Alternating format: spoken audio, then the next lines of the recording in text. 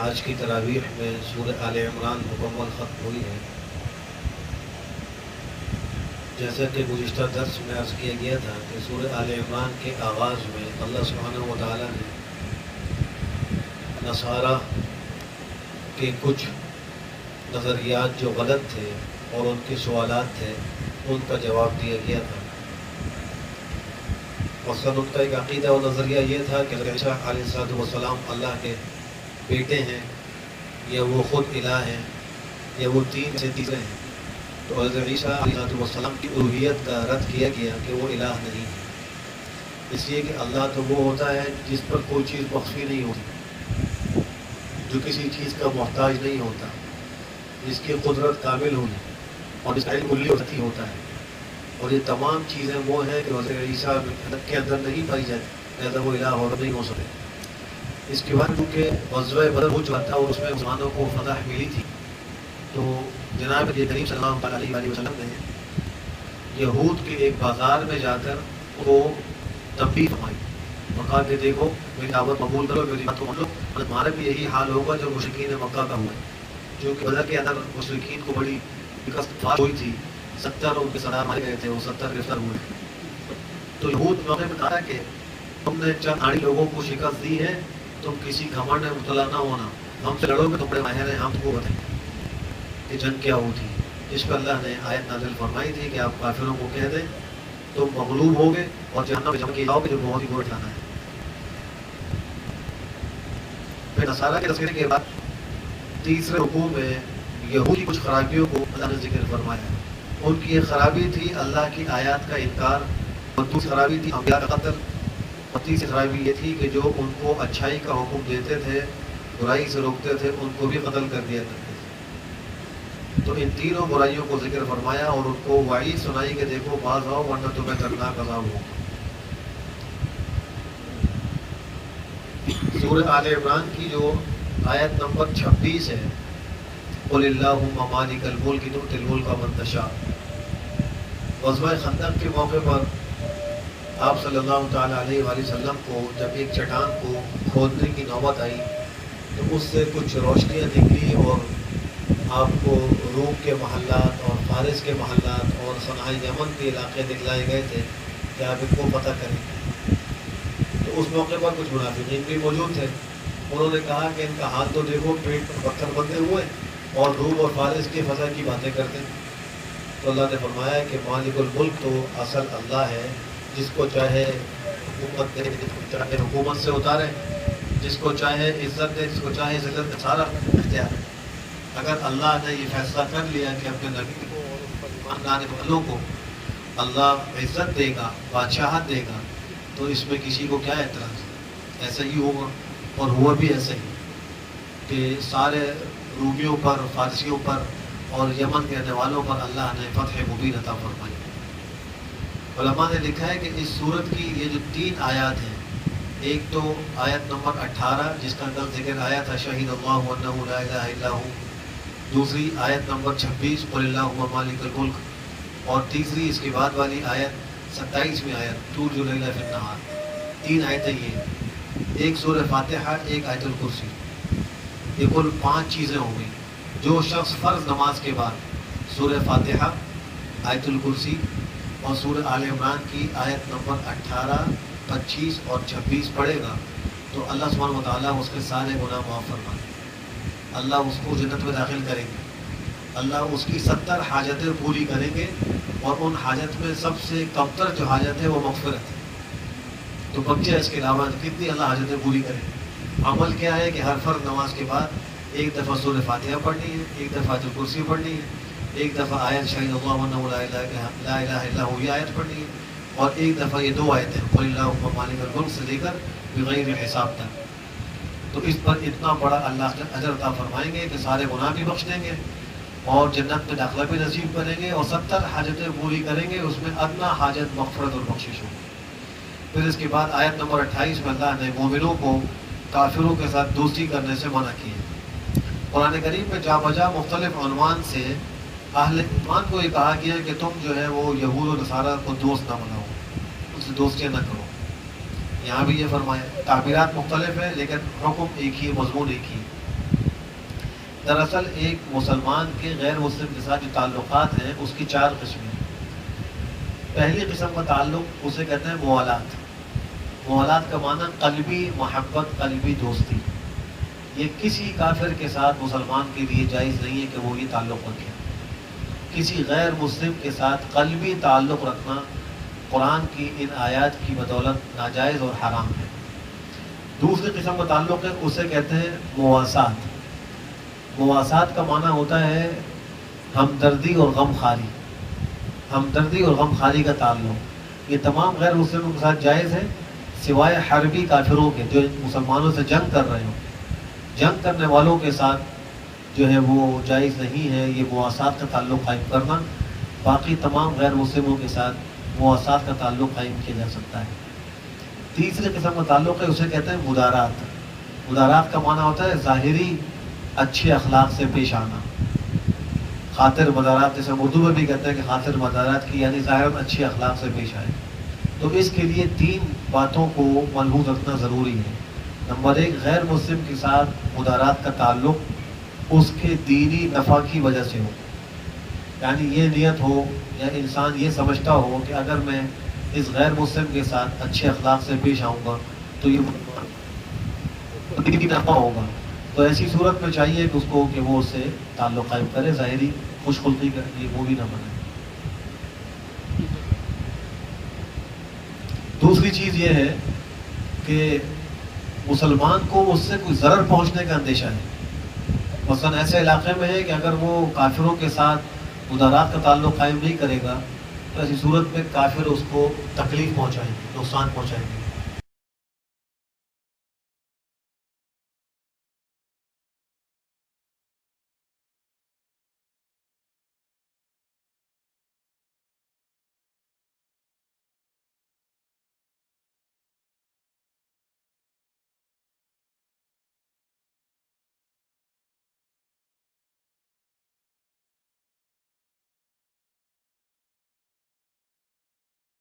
اور ساتھ ساتھ اللہ کے نبی کی اتباع بھی کرے تو اس کو نتیجے میں کیا ملے گا؟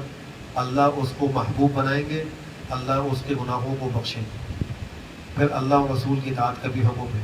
اس کے بعد کچھ انبیاء کا تذکرہ ہے، اس میں حضرت آدم، حضرت نوح اور حضرت ابراہیم علیہ الصلاۃ والتسلیمات کا تذکرہ ہے، اور آل عمران کا بھی تذکرہ ہے، جس کی وجہ سے اس سورت کو آل عمران کہا جاتا ہے۔ یہی آل عمران کا وہ قصہ ہے جس کی بنا پر اس سورت کو بھی آل عمران کہا جاتا ہے۔ حضرت عیسیٰ علیہ السلام کے بارے میں چونکہ نصارہ کا عقیدہ الوہیت کا تھا تو ان کی تردید کی گئی کہ ذریۃ بعضھا من بعض، یہ جتنے بھی انبیاء ہیں ان کی اولادیں ہیں، یہ آپس میں ایک دوسرے کی اولادیں ہیں، اور جو ایک دوسرے کی اولاد ہو وہ الہ اور خدا نہیں ہو سکتے، لہٰذا ان سے الوہیت کی نفی کر دی گئی۔ آگے قصہ ہے حضرت عمران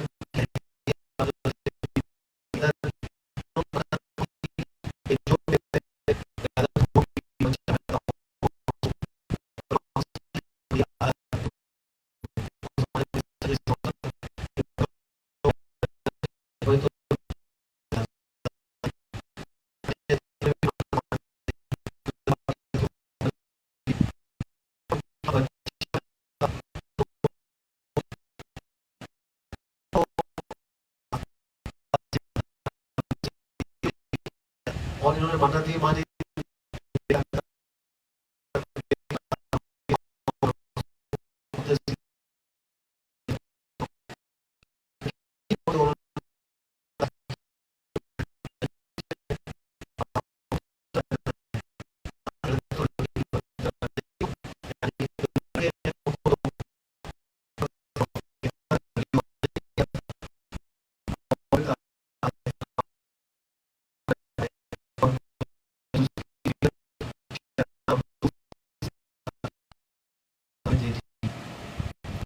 مارا جب وہ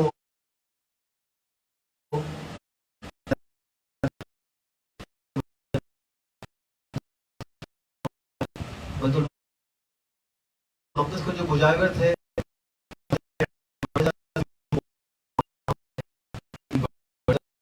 امام کی یہ صاحبزادی تھی، ہر ایک نے چاہا کہ یہ میری پرورش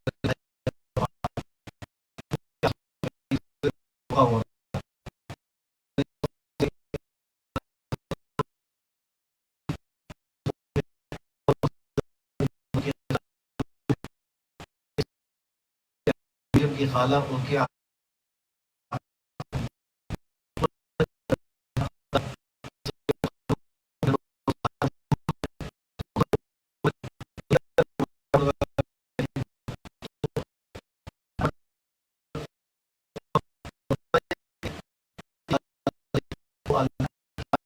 تھے چلنے لگے،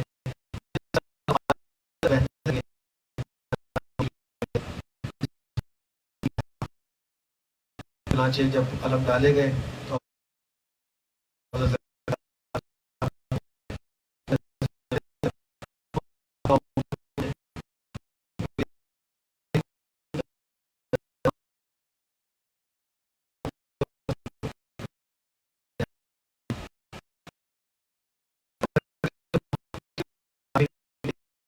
کا پھل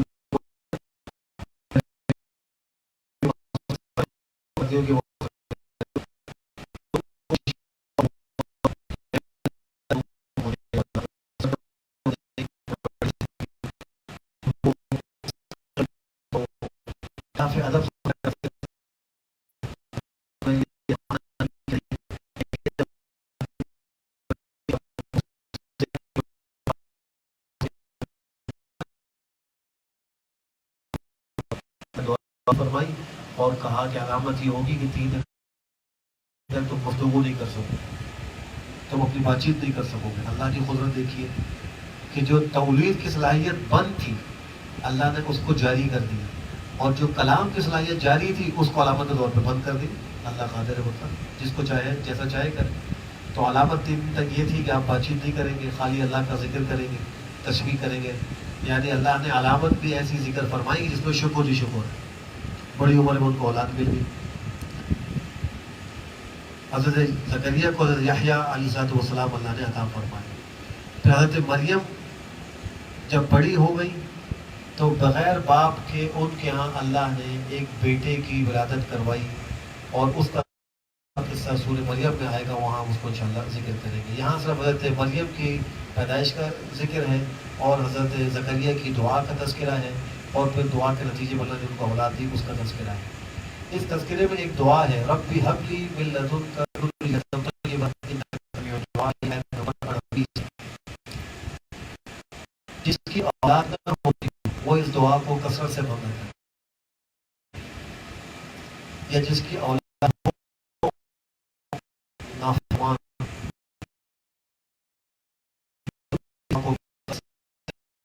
کی بدولت کرے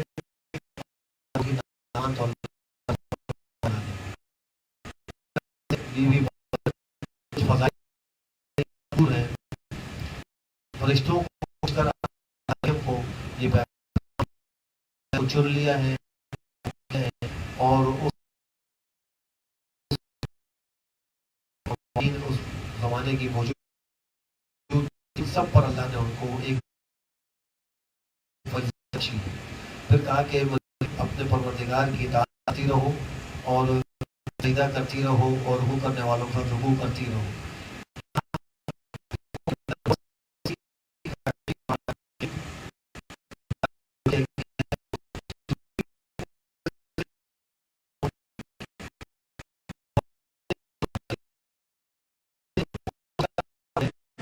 کہ تنہائی میں خلوت میں عبادت کرو، اور جماعت کے ساتھ عبادت کرو۔ تو عورتوں کے لیے افضل و اولا یہ ہے کہ وہ تنہا گھروں میں نماز پڑھیں، اس لیے ان کو یہاں پہلے حکم دیے گا بس جوری۔ عورت کے لیے نماز پڑھنا یہ مسجد میں نماز پڑھنے سے اولا اور افضل ہے، اور گھر کے اندر بھی اندر کے کمرے میں نماز پڑھنا باہر والے کمرے میں نماز پڑھنے سے اولا اور بہتر ہے۔ اس کے بعد حضرت عیسیٰ علیہ السلام کے کچھ معجزات کا تذکرہ ہے، اللہ نے ان کو عطا فرمائے تھے۔ اس میں ایک یہ تھا کہ وہ پرندے کی شکل کی صورت بنایا کرتے تھے دارے اور مٹی سے، اس میں پھونک مارا کرتے تھے تو اللہ کے حکم سے وہ زندہ ہو کے اڑنے لگ جاتے۔ ایسے ہی مردے کو زندہ کر دیا کرتے تھے، اور مادرزاد اندھوں کو ہاتھ پھیر کر ٹھیک کر دیا کرتے تھے، اور کوڑ کے مریض کو ہاتھ پھیر کر اس کو صحیح کر دیا کرتے تھے۔ اس زمانے میں یہ ایسی بیماریاں تھیں کہ جو لا علاج تھی۔ مادرزاد اندھے کی بینائی کا واپس آنا تو علاج ہے۔ جو بچہ پیدائشی طور پر نابینا پیدا ہو جائے تو آج بھی اس کی بینائی کو لانے کا ڈاکٹروں کے پاس کوئی ذریعہ نہیں ہے، لیکن اللہ نے حضرت عیسیٰ علیہ السلام کو وہ اس نام پر ہاتھ پھیرتے تھے تو بینا ہو جائے، کرتے تھے کہ وہ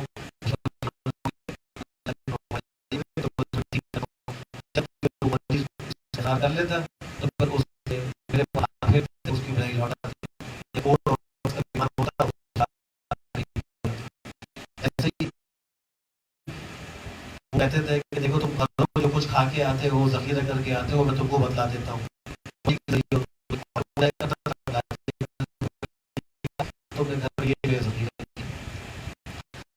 اس کے بعد اللہ نے ان کو آسمان میں زندہ رکھا ہے، اسی لیے فرمایا کہ وہ کلام کریں گے کہولت کے زمانے میں بھی، یعنی ادھیڑ عمر کی حالت میں بھی کلام کریں گے. جیسے شیر خواہی کے حالت میں انہوں نے کلام کیا تھا، اس کا تذکرہ انشاءاللہ سورہ مریم میں آئے گا، وہاں ہم ذکر کریں گے. لیکن جو ہے وہ کہولت کے اندر بھی کلام کریں گے. کہولت کہتے ہیں ادھیڑ عمر، اور جب ان کا ہوا تو ادھیڑ عمر کو نہیں پہنچے. تو یہ اس بات پر دلیل ہے کہ ابھی آسمانوں پر زندہ ہیں.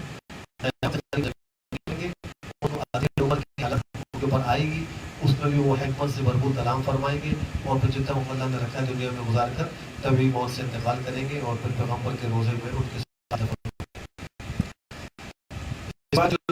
جو نصارہ کا ایک وفد آیا تھا نجران سے، ان کو جب دعوت دی کہ قبول نہیں کیا تو آپ نے ان کو مباہلہ کی.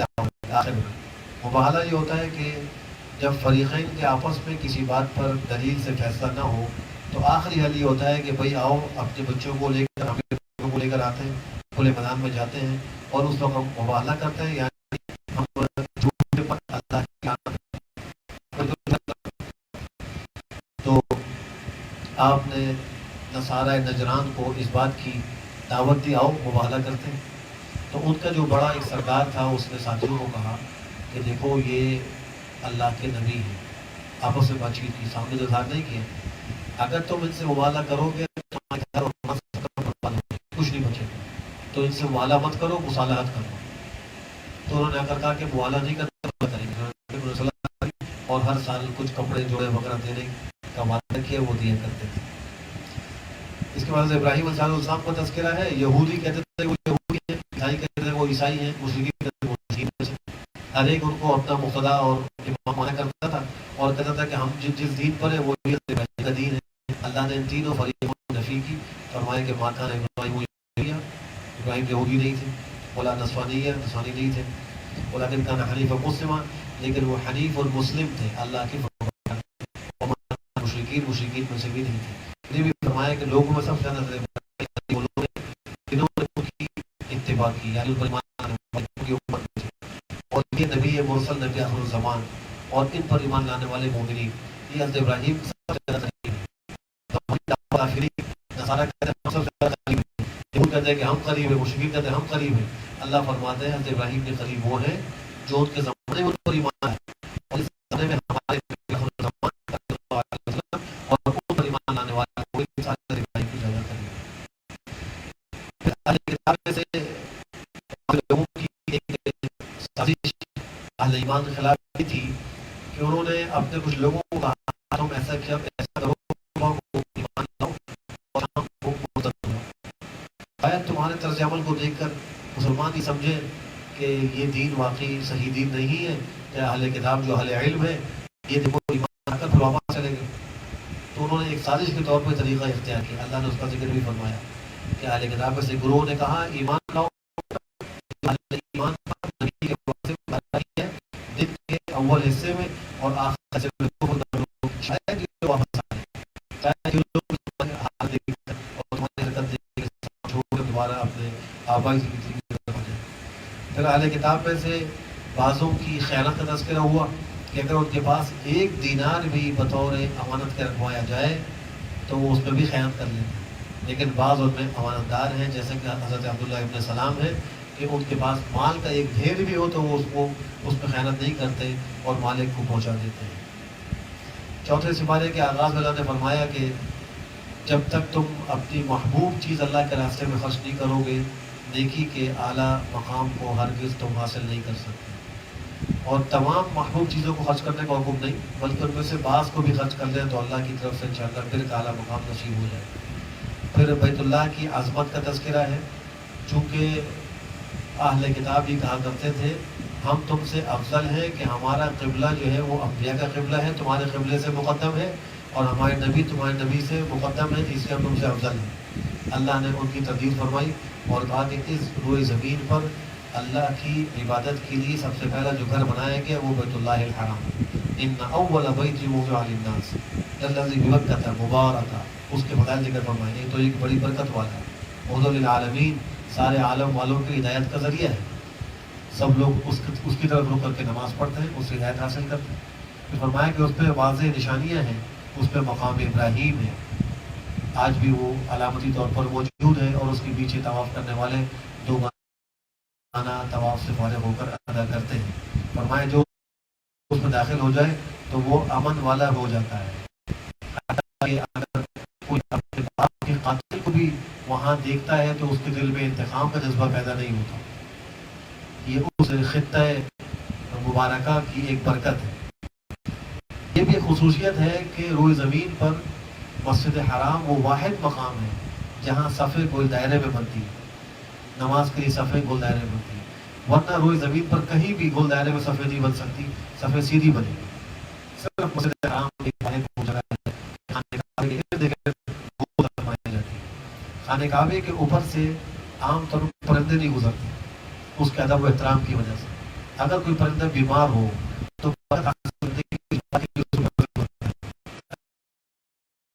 اسی خانہ کعبے کے بالکل اوپر 7ویں آسمان پر بیت المعمور ہے۔ علماء نے لکھا کہ اگر بیت المعمور کی چھت سے پتھر پھینکے تو وہ سیدھے خانہ کعبے کی چھت پر آ کر گرے، ایسے بالکل اس کی سیدھ میں۔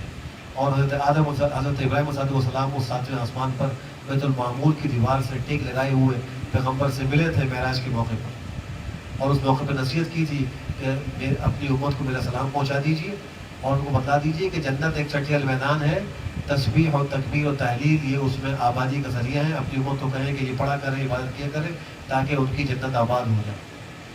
تو وہ جو بیت المعمور ہے اس پر اللہ کا ایک نظام دیکھیے کہ جب سے وہ بنا ہے اس وقت سے ہر روز 70,000 فرشتے اس کا طواف کرتے ہیں، اور ایک بار جو طواف کر لیتا ہے اس کی باری قیامت تک دوبارہ نہیں آئے۔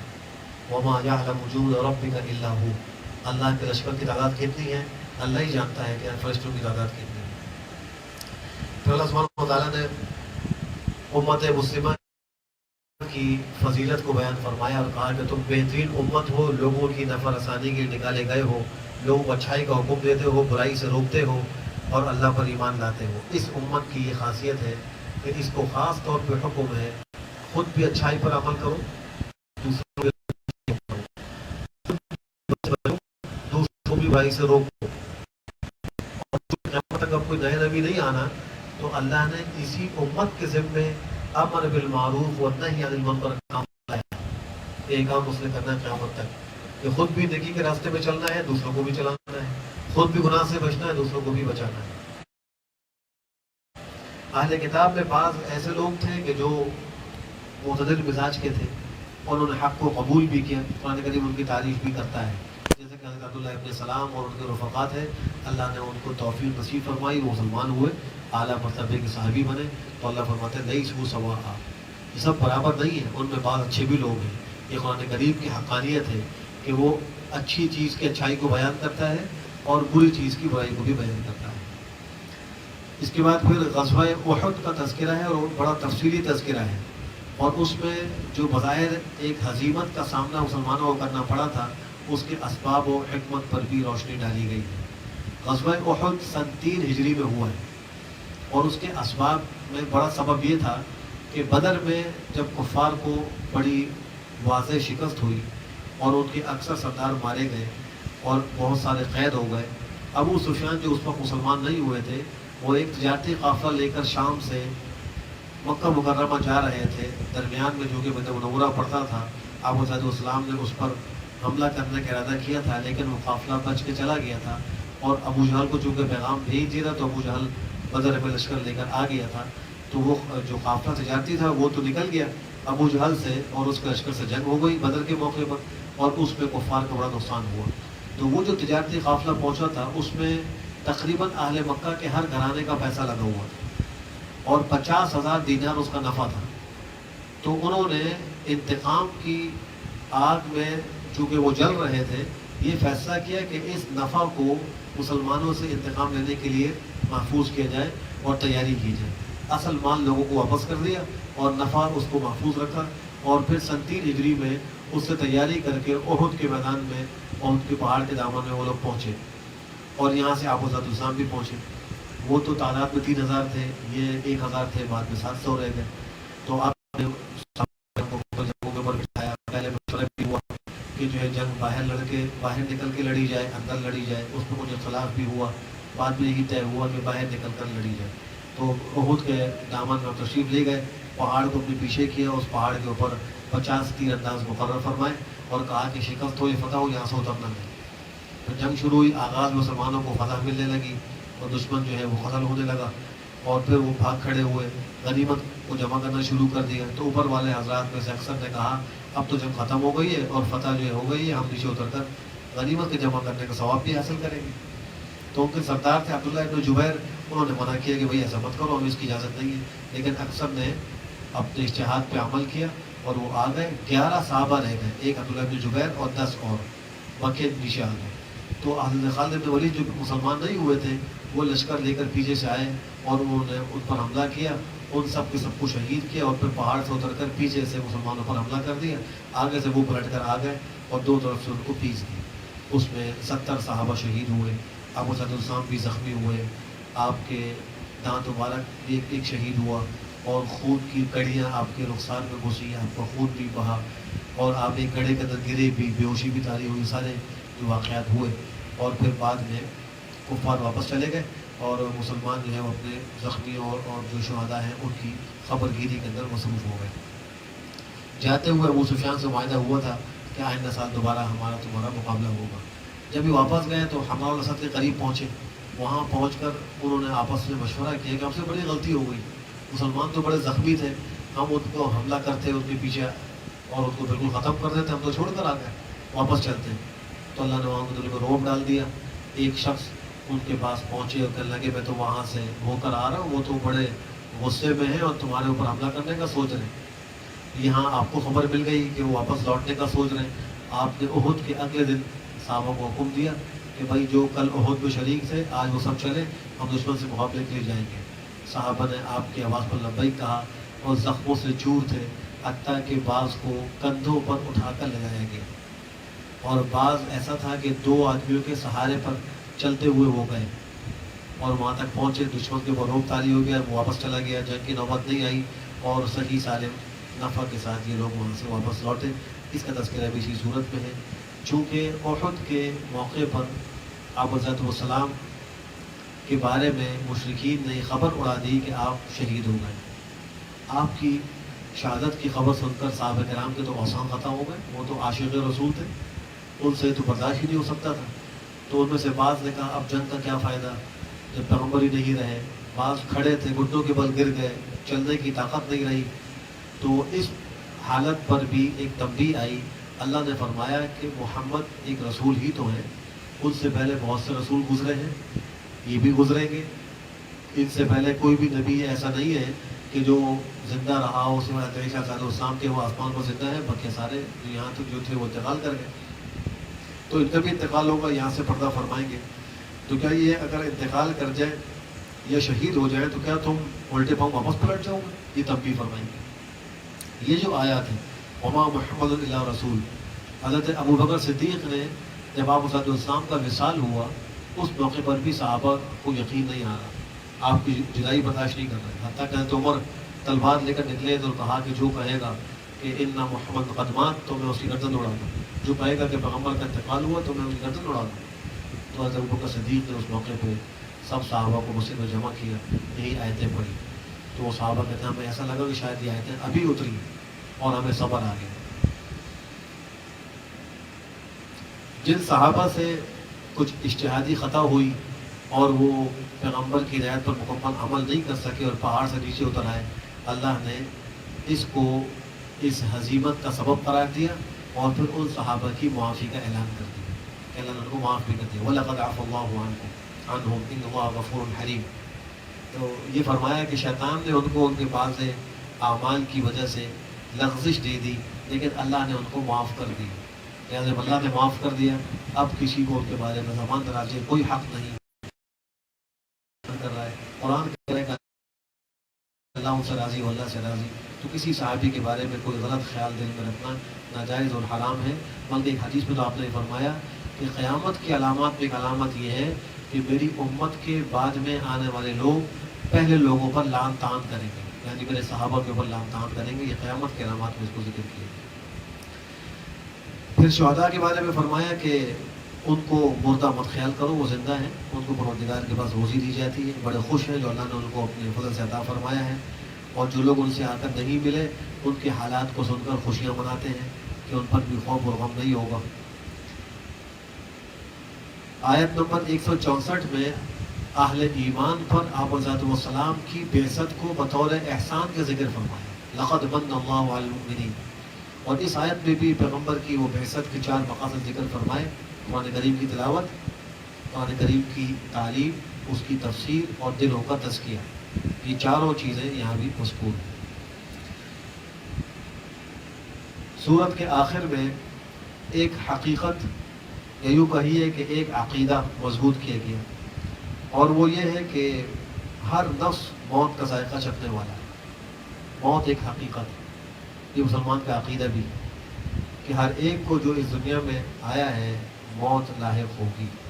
कुल्लु शैइन हालिकुन इल्ला वजह, हर चीज़ हलाक होने वाली सिवाय अल्लाह की ज़ात के। बक़ा और तमाम अल्लाह की ज़ात को है, बाकी सब को फ़ना है। आगे फरमाया कि ये तो हकीकत हो गई, असल काम करने का क्या है? व इन्नमा तुवफ़्फ़ौना उजूरकुम यौमल क़ियामा, क़यामत के दिन तुमको तुम्हारे आमाल का अजर दिया जाएगा, बदला दिया जाएगा। तो असल तवज्जो करनी है अपने आमाल पर, इस दुनिया में रहकर अपने आमाल पर तवज्जो करनी है। इस ज़िंदगी को अल्लाह की नेमत समझकर और एक मोहलत समझकर अच्छे तरीके से इस्तेमाल करना एक मुसलमान की जिम्मेदारी है, ताकि कल क़यामत में उसको इस पर अच्छा अजर मिले। आगे फरमाया कि कामयाबी भी हकीकी यही है, फमन ज़ुहज़िहा अनिन नार वउदखिलल जन्नह फ़क़द फ़ाज़, जिसको जहन्नम की आग से बचा लिया गया, जन्नत में दाखिल कर दिया गया, ताकि हकीकत में यही कामयाब हो। बाकी दुनिया में किसी को कोई कामयाबी मिलती है वो हकीकी कामयाबी नहीं, ज़ाहिरी कामयाबी। हकीकी यही है कि अल्लाह आखिरत में जहन्नम से नजात नसीब कर दे और जन्नत के अंदर अल्लाह दाखिला अपने फजल से नसीब कर दे, हकीकी कामयाबी है। अल्लाह हम सबको नसीब फरमाए। फिर फरमाया कि तुम्हारी आजमाइश होगी तुम्हारे अमवाल और जानों के अंदर, कभी अमवाल कम हो जाएंगे नुकसान होगा, कभी अमवात वाक़ होगा। ये भी फरमाया कि अहले किताब से और मुशरिकीन से तुम कुछ अज़ियत की बातें सुनोगे। वो कभी कहते हैं मुसलमान दहशतगर्द है, कभी कहते हैं ये दकियानूस है, कभी कहते हैं ये कमज़ोर है, फला फला है। इस किस्म की बातें आज भी सुनने को मिलती हैं, उस ज़माने में भी था। अल्लाह ने ये फरमाया कि तुम ज़रूर भी ज़रूर उनकी तरफ से अज़ियत की बातें भी सुनोगे, तकलीफ़ दे बातें सुनोगे। लेकिन करने का काम क्या है? वइन तस्बिरू व तत्तक़ू फ़इन्न ज़ालिका मिन अज़्मिल उमूर, अगर तुम सब्र करोगे और तक़वा के साथ रहोगे तो ये बड़ी हिम्मत के कामों में से, ये बड़े ऊँचे कामों में से है। ये अम्बिया जो है उनका काम था, फ़स्बिर कमा सबरा उलुल अज़्म मिनर रुसुल वला तस्तअजिल लहुम। अल्लाह के नबी को हुक्म किया, नबी आप सब्र कीजिए जैसा कि उलुल अज़्म अम्बिया और रसूल ने सब्र किया, आप भी ऐसी सब्र कीजिए। तो मालूम हुआ कि सब्र ये अम्बिया का एक खासा है, उनकी सिफत है, हमें इसको अपने अंदर पैदा करने की ज़रूरत है। सूरत के आखिर में कुछ दुआओं का तज़किरा है और फिर काफिरों के माल और दौलत के ऊपर इंसान को तवज्जो न देने का भी जिक्र है कि इंसान धोखे में न पड़े उनको देख करके, वो तो बड़ी तरक्की कर रहे हैं, बहुत आगे जा रहे हैं, बड़ा उनके पास माल है, वसाइल हैं। इस पर इंसान कभी भी जो है वो गुरूर न करे, न धोखे में पड़े, इसलिए कि उनके पास जो कुछ है आर्जी है, आखिरत में उनके लिए तो हलाकत है, अजाब है। तो ये दुनिया की कामयाबी, दुनिया की चमक दमक, इसकी हैसियत क्या है? लिहाजा उससे मुतासिर नहीं होना चाहिए। आखिरी आयत में इस सूरत में अक्सर जो अहकाम ज़िक्र हुए उन पर अमल करने का एक गुर बतलाया गया, और वो ये है कि इस्बिरू वसाबिरू वराबितू वत्तकुल्लाह, सब्र करो, अल्लाह के रास्ते में एक दूसरे के साथ मजबूती के साथ जमे रहो, अल्लाह से डरते रहो। یقیناً تم کامیاب ہو جاؤ گے. اللہ ہم سب کو کامیابی نصیب فرمائے. وآخر دعوانا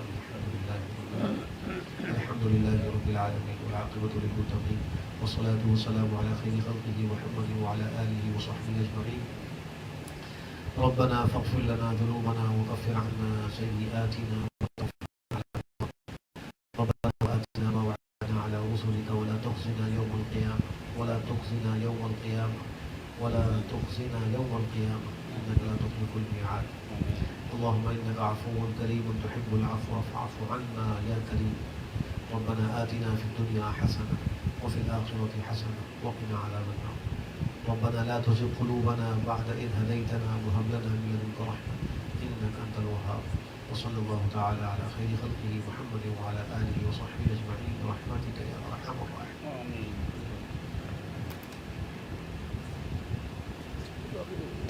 ریکارڈنگ کیسے ہوگی آواز؟